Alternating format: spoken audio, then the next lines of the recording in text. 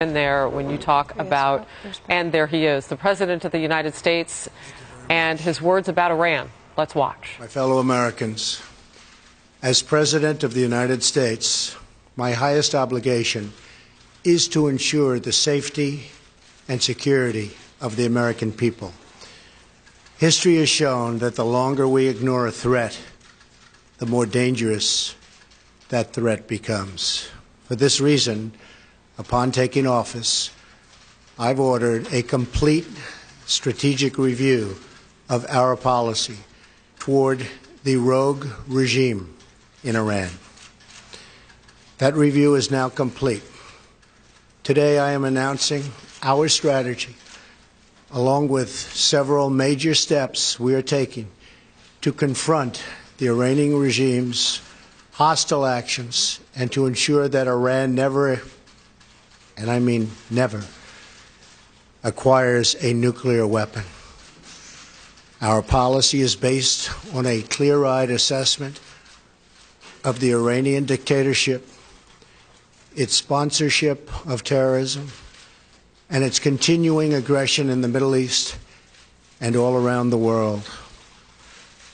Iran is under the control of a fanatical regime that seized power in 1979 and forced a proud people to submit to its extremist rule.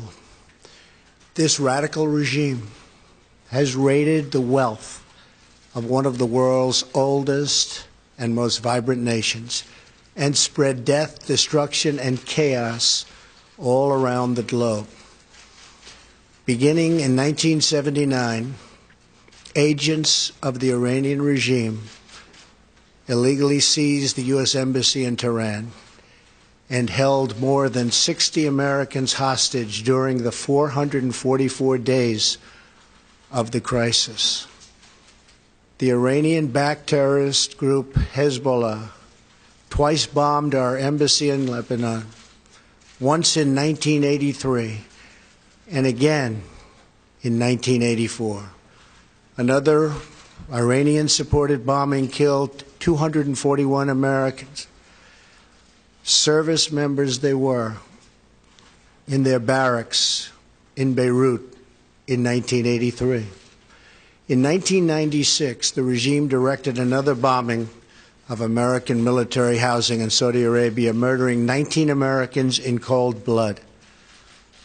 Iranian proxies provided training to operatives who were later involved in al-Qaeda's bombing of the American embassies in Kenya, Tanzania, and 2 years later killing 224 people and wounding more than 4,000 others. The regime harbored high-level terrorists in the wake of the 9/11 attacks, including Osama bin Laden's son. In Iraq and Afghanistan, groups supported by Iran have killed hundreds of American military personnel. The Iranian dictatorship's aggression continues to this day. The regime remains the world's leading state sponsor of terrorism and provides assistance to al-Qaeda, the Taliban, Hezbollah, Hamas, and other terrorist networks. It develops, deploys, and proliferates missiles that threaten American troops and our allies. It harasses American ships and threatens freedom of navigation in the Arabian Gulf and in the Red Sea. It imprisons Americans on false charges, and it launches cyber attacks against our critical infrastructure, financial system, and military. The United States is far from the only target of the Iranian dictatorship's long campaign of bloodshed. The regime violently suppresses its own citizens. It shot unarmed student protesters in the street during the Green Revolution. This regime has fueled sectarian violence in Iraq and vicious civil wars in Yemen and Syria. in Syria, the Iranian regime has supported the atrocities of Bashar al-Assad's regime and condoned Assad's use of chemical weapons against helpless civilians, including many, many children. Given the regime's murderous past and present, we should not take lightly its sinister vision for the future. The regime's two favorite chants are death to America and death to Israel. Realizing the gravity of the situation, the United States and the United Nations Security Council sought over many years to stop Iran's pursuit of nuclear weapons with a wide array of strong economic sanctions. But the previous administration lifted these sanctions just before what would have been the total collapse of the Iranian regime through the deeply controversial 2015 nuclear deal with Iran. This deal is known as the Joint Comprehensive Plan of Action, or JCPOA. As I have said many times, the Iran deal was one of the worst and most one-sided transactions the United States has ever entered into. The same mindset that produced this deal is responsible for years of terrible trade deals that have sacrificed so many millions of jobs in our country to the benefit of other countries. We need negotiators who will much more strongly represent America's interests. The nuclear deal threw Iran's dictatorship a political and economic lifeline, providing urgently needed relief from the intense domestic pressure the sanctions had created.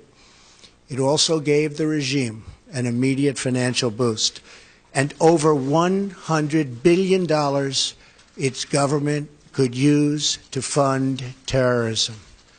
The regime also received a massive cash settlement of $1.7 billion from the United States, a large portion of which was physically loaded onto an airplane and flown into Iran. Just imagine the sight of those huge piles of money being hauled off by the Iranians, waiting at the airport for the cash. I wonder where all that money went. Worst of all, the deal allows Iran to continue developing certain elements of its nuclear program, and importantly, in just a few years, as key restrictions disappear, Iran can sprint towards a rapid nuclear weapons breakout. In other words, we got weak inspections in exchange for no more than a purely short-term and temporary delay in Iran's path to nuclear weapons. What is the purpose of a deal that, at best, only delays Iran's nuclear capability for a short period of time? This, as President of the United States, is unacceptable. In other countries, they think in terms of 100-year intervals, not just a few years at a time.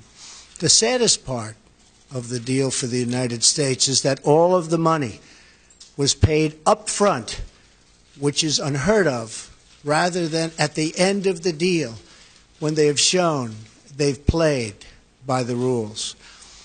But what's done is done, and that's why we are where we are. The Iranian regime has committed multiple violations of the agreement. For example, on 2 separate occasions, they have exceeded the limit of 130 metric tons of heavy water. Until recently, the Iranian regime has also failed to meet our expectations in its operation of advanced centrifuges. The Iranian regime has also intimidated international inspectors into not using the full inspection authorities that the agreement calls for.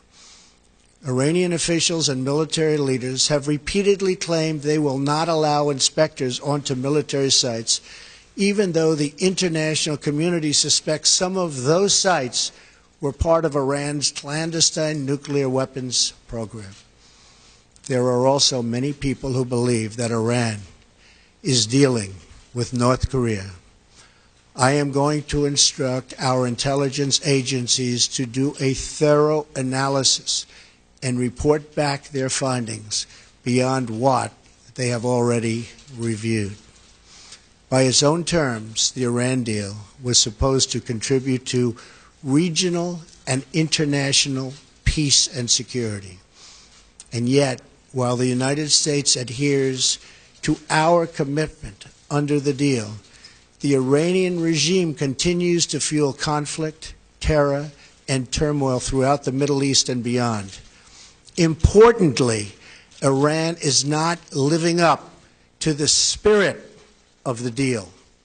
So today, in recognition of the increasing menace posed by Iran, and after extensive consultations with our allies, I am announcing a new strategy to address the full range of Iran's destructive actions. First, we will work with our allies to counter the regime's destabilizing activity and support for terrorist proxies in the region. Second, we will place additional sanctions on the regime to block their financing of terror. Third, we will address the regime's proliferation of missiles and weapons that threaten its neighbors' global trade and freedom of navigation. And finally, we will deny the regime all paths to a nuclear weapon. Today, I'm also announcing several major steps my administration has taken in pursuit of this strategy. The execution of our strategy begins with the long overdue step of imposing tough sanctions on Iran's Islamic Revolutionary Guard Corps. The Revolutionary Guard is the Iranian Supreme Leader's corrupt personal terror force and militia. It has hijacked large portions of Iran's economy and seized massive religious endowments to fund war and terror abroad. This includes arming the Syrian dictator, supplying proxies and partners with missiles and weapons to attack civilians in the region, and even plotting to bomb a popular restaurant right here in Washington, D.C. I am authorizing the Treasury Department to further sanction the entire Islamic Revolutionary Guard Corps for its support for terrorism and to apply sanctions to its officials, agents, and affiliates. I urge our allies to join us in taking strong actions to curb Iran's continued dangerous and destabilizing behavior, including thorough sanctions outside the Iran deal that target the regime's ballistic missile program in support for terrorism and all of its destructive activities, of which there are many. Finally, on the grave matter of Iran's nuclear program, since the signing of the nuclear agreement, the regime's dangerous aggression has only escalated. At the same time, it has received massive sanctions relief while continuing to develop its missiles program. Iran has also entered into lucrative business contracts with other parties to the agreement. When the agreement was finalized in 2015, Congress passed the Iran Nuclear Agreement Review Act to ensure that Congress's voice would be heard on the deal. Among other conditions, this law requires the President or his designee to certify that the suspension of sanctions under the deal is appropriate and proportionate to measure and other measures taken by Iran to terminate its illicit nuclear program. Based on the factual record I have put forward, I am announcing today that we cannot and will not make this certification. We will not continue down a path whose predictable conclusion is more violence, more terror, and the very real threat of Iran's nuclear breakout.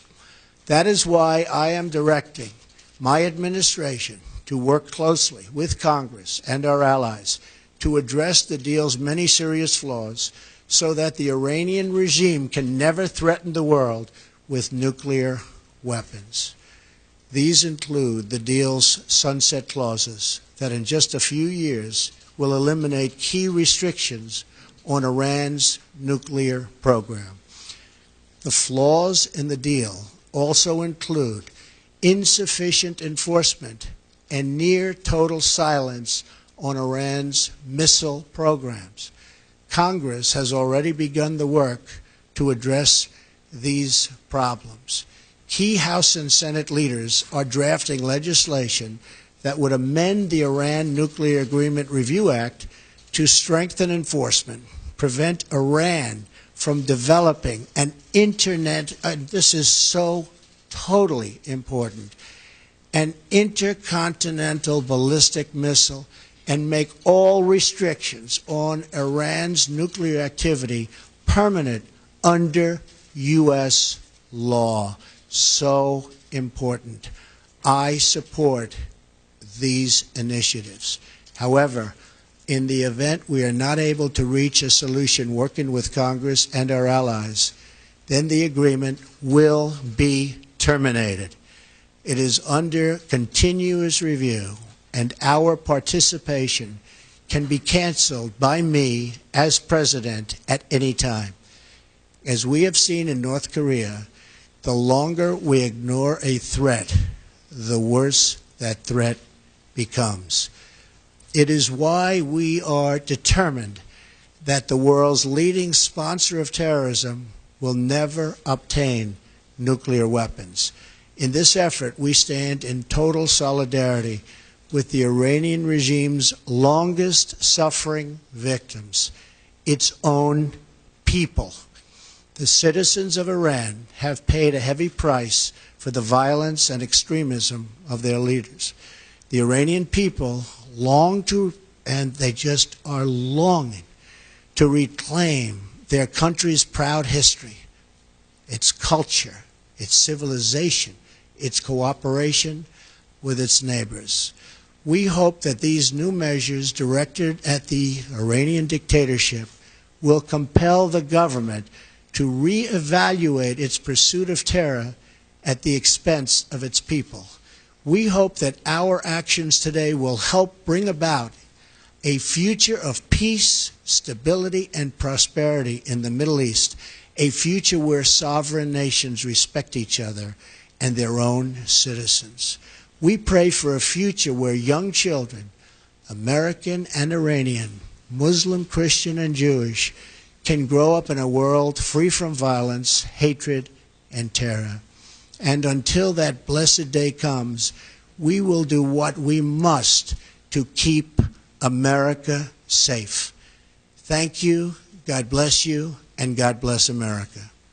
Thank you. Mr. President, why don't you just go with the bill? Thank you very much. Are you giving Congress one now, Mr. President?